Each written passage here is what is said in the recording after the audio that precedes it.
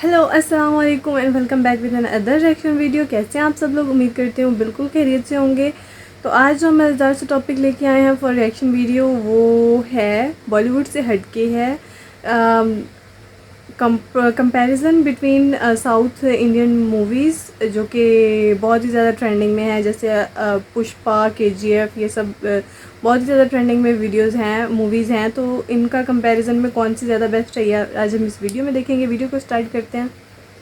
Hello friends, मैं गौरव और जरा इसे देखिए और इसे इसे इसे और इसे। हमारे हिसाब से ये साउथ इंडियन मूवीज है, राइट? Yes. क्योंकि हमें लगता है कि साउथ इंडियन इंडस्ट्री भी बॉलीवुड की तरह एक ही पेड़ है, बट ना, ऐसी बात बिल्कुल भी नहीं है। साउथ इंडियन इंडस्ट्री 5 डालियों में बटा हुआ है। वो एक अकेला इकलौता पेड़ नहीं है जैसे बॉलीवुड है। साउथ इंडस्ट्री एक्चुअली में बटा हुआ है Kollywood, Tollywood, coastal would, Mollywood और सैंडलवुड में। जहां पर सबसे पहले सवाल तो ये उठता है कि ये रीजनल इंडस्ट्रीज आखिर किस स्टेट को बिलोंग करते हैं और कौन किससे आगे है और कौन किससे पीछे, और वो कौन है जो साउथ इंडियन इंडस्ट्री को एज अ होल सबसे ज्यादा आगे ला रहा है। वेल, आज के इस वीडियो में आप बहुत सी ऐसी बातें जानने वाले हो जो अक्सर आम लोगों से नजरअंदाज हो जाती है। So let's get started. सबसे पहले नंबर पर हम बात करते हैं कॉलीवुड के बारे में। मुन्ना, झुंड में तो सुअर आते हैं, शेर अकेला ही आता है। ये डायलॉग आपने पहले बिल्कुल सुना होगा। जी हाँ, साउथ फिल्म इंडस्ट्री की बात तो सबसे पहले साउथ के गॉडफादर के साथ ही स्टार्ट करनी चाहिए, Rajinikanth, no doubt. The real question है कि तमिल फिल्म इंडस्ट्री का नाम कॉलीवुड आखिर क्यों? वेल, वो ऐसे क्योंकि इसका नाम चेन्नई में मौजूद कोडम्बक्कम रीजन से इंस्पायर्ड होकर रखा गया है, जो वहां का मेन प्रोडक्शन सेंटर है, जिसे 1918 में एन मुदलियार की खींचा का वाधम से अपनी और पूरे साउथ इंडियन सिनेमा की ग्रैंड ओपनिंग की थी।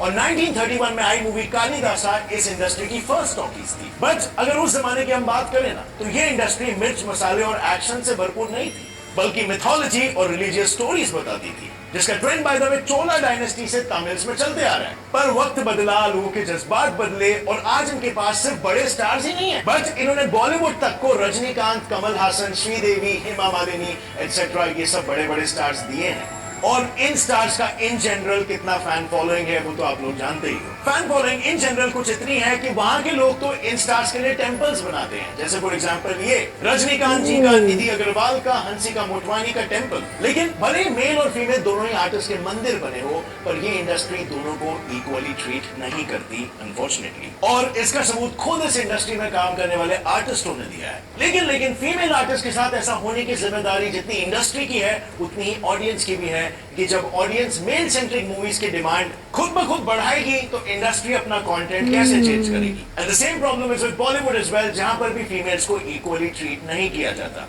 दूसरे नंबर पर हम बात करेंगे टॉलीवुड की। World's biggest film studio Ramoji film city, जहां पर मैं पर्सनली गया हूं, तेलुगु सिनेमा का है।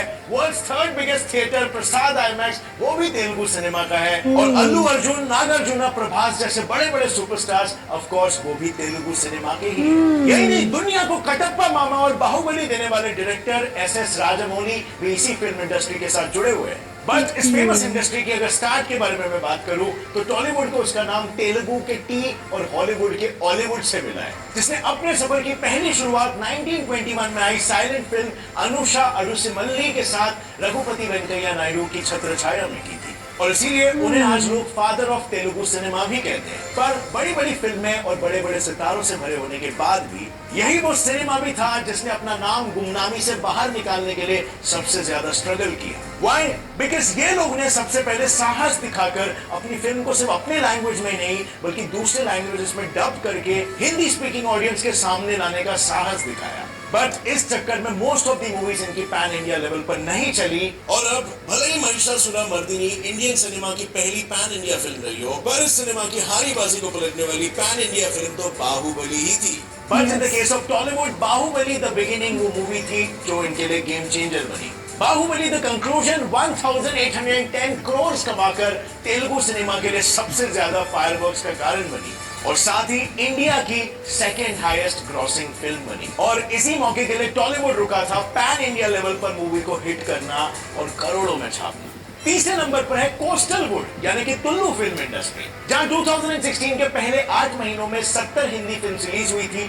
उस साल तुल्लू इंडस्ट्री ने 45 इयर्स कंप्लीट किए थे, और उस समय उनकी पूरी हिस्ट्री में सिर्फ 70 फिल्म ही रिलीज हुई थी। इतना ही नहीं, आज तक इस इंडस्ट्री में सिर्फ 115 मूवीज ही रिलीज हुए हैं और ये नंबर इतना कम इसीलिए है क्योंकि पहले यहाँ पर एक साल में सिर्फ 1 या 2 मूवीज ही रिलीज हुआ करती थी, लेकिन 2011 में आई फिल्म ओरियादरी असल के बाद से उनका एनुअल आउटपुट बढ़कर अब 6 to 7 मूवीज पर ईयर हो गया है। इनफैक्ट साउथ की इंडस्ट्रीज में सबसे लेट यही रीजनल इंडस्ट्री शुरू हुई थी जब 1971 में एन्ना थनगड़ी फिल्म रिलीज हुई थी। And in case if you are wondering इसे कोस्टल वुड क्यों कहा जाता है, वेल इसीलिए क्योंकि ये लैंग्वेज बोलने वाले ज्यादातर लोग कर्नाटका के कोस्टल एरियाज में रहते हैं, लेकिन इनकी ऑडियंस आज मैंगलोर, उडुपी, मुंबई एक्सेट्रा जैसे हर जगह बिलोंग करती है। लेकिन फिर भी आई बेट आपने इस इंडस्ट्री का नाम नहीं सुना होगा क्योंकि अकॉर्डिंग टू 2011 सेंसस टुल्लू के नेटिव स्पीकर सिर्फ 18 लाख लोग ही है compared to 54 crore speakers of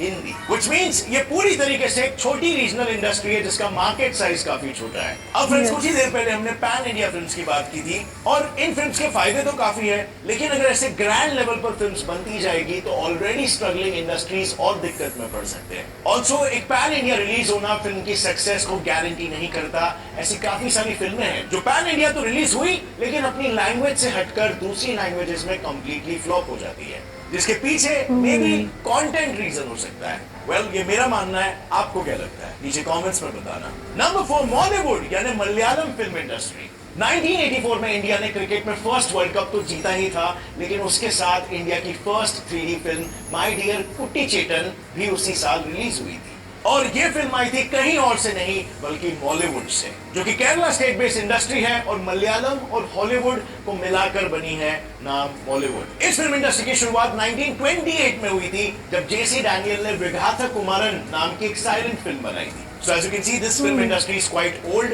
and इसीलिए इन्हें आज फादर ऑफ मलयालम सिनेमा भी कहा जाता है। इनफैक्ट फर्स्ट मलयालम टॉकी बालन एग्जैक्टली 10 साल बाद 1938 में रिलीज हुई थी और इतना ही नहीं, जहां पर बिफोर इंडिपेंडेंस यहाँ से 5 फिल्में बनी थी, वहीं आज यहाँ पर एनुअली 200 से ज्यादा फिल्में रिलीज होती है और इनका इतना फास्ट आगे बढ़ने का राज है फिल्म मेकिंग में expertise. You can imagine first 3D movie इन्होंने बनाया था। फर्स्ट 3D मूवी तो क्या, first 70mm digital movie, cellphone से शूट की गई मूवी और 8K में शूट की गई फिल्में भी यहीं से आई है। बट इन्हें सिर्फ टेक्निकल नर्ड्स ही नहीं समझना, इनके famous actors Mammootty and Mohanlal जैसे लोगों ने काफी सारे नेशनल फिल्म अवार्ड्स भी जीते हैं। लेकिन इतना स्ट्रगल और प्रोग्रेस करने के बाद भी आज इनकी कंडीशन ऐसी है कि इनकी फेमस फिल्म जैसे दृश्यम, बॉडीगार्ड, गॉडफादर के बॉलीवुड रीमेक्स बने हैं, लेकिन वो रीमेक्स इन ओरिजिनल मूवी से काफी ज्यादा कमा चुके हैं। फॉर एग्जाम्पल, जहां पर ओरिजिनल मलयाली दृश्यम ने 60 करोड़ कमाए थे, वहीं पर हिंदी रीमेक ने 110 करोड़ कमा लिए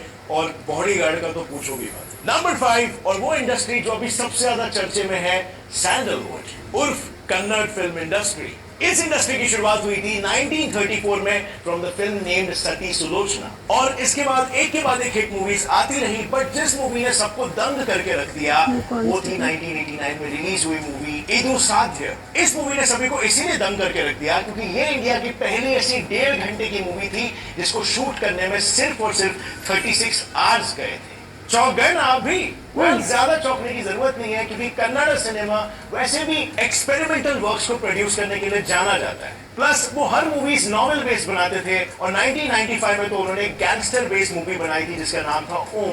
वही फिल्म जिसको अभी तक पूरे 550 टाइम्स री रिलीज किया गया और आगे भी किया जाएगा। री रिलीज का मतलब कुछ एडिशंस को ऐड करके मूवी को वापस से रिलीज करना, जिसे बाय द वे करने के पीछे 3 रीजंस होते हैं। नंबर 1, प्रोड्यूसर को री रिलीज से प्रॉफिट दिख रहा हो। नंबर 2, स्टार ज्यादा फेमस हो और उसकी फिल्म की मार्केट में डिमांड हो। नंबर 3, उस स्टार का बर्थडे हो, so for birthday celebration. But 550 times re release होना मतलब पूरे इंडस्ट्री का उससे इंस्पायर होना, इनके नॉवेल बेस्ड रूट से नाता टूट जाना मतलब कि लगातार गैंगस्टर थीम्ड मूवीज का बनते रहना और अल्टीमेटली लोगों का उससे ऊब जाना and the fall of sandalwood, which means यहाँ पर जरूरत है अभी थोड़ी सेल्फ इंट्रोस्पेक्शन की, सेल्फ इंप्रूवमेंट की, जहां उन्होंने सिंपली कमर्शियल, एक्सपेरिमेंटल और पैरेलल फिल्म्स के बीच की लाइंस को ही ब्लर कर दिया, मतलब कि सब कुछ मिक्स कर दिया और एक फिल्म प्रोड्यूस कर दिया जो फिल्म सारे ऑडियंस की डिमांड का एक कॉकटेल था। और साथ ही में उन्होंने अपने नॉवेल बेस्ड के रूट्स को भी फिर से पकड़ लिया जो उन्होंने छोड़ दिया था,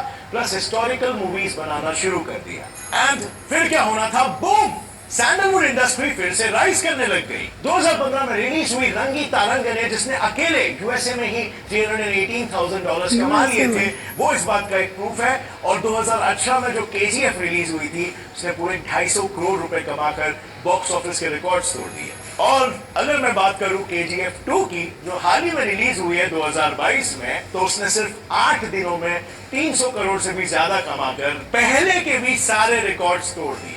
केजीएफ 2 पे मैंने एक डिटेल वीडियो बनाया कि उसके पीछे फिल्म थियरी क्या थी। उसको अगर आपको चेकआउट करना है तो यूट्यूब पर बस सिर्फ सर्च करना get set fly fact. Okay, तो ये था टॉलीवुड, कॉलीवुड और ये एक्सेट्रा जो कि मुझे सुन के हैरानगी हुई कि बॉलीवुड के अलावा भी इंडिया में इतनी सारे इंडस्ट्रीज़ पाई जाती हैं, और उनमें फिर आगे क्या होता है, तेलुगु, तमिल, ये सब अलग-अलग इंडस्ट्रीज़ हैं, ये भी आज पता चला। केजीएफ किसकी इंडस्ट्री से है, ये भी आज पता चला। Pushpa and etcetera. और आप लोग ये वीडियो देख के शॉक्ड हुए या नहीं, मुझे नीचे कमेंट बॉक्स में ज़रूर बताइएगा। मिलते हैं नेक्स्ट वीडियो के साथ, तब तक के लिए अल्लाह हाफिज़।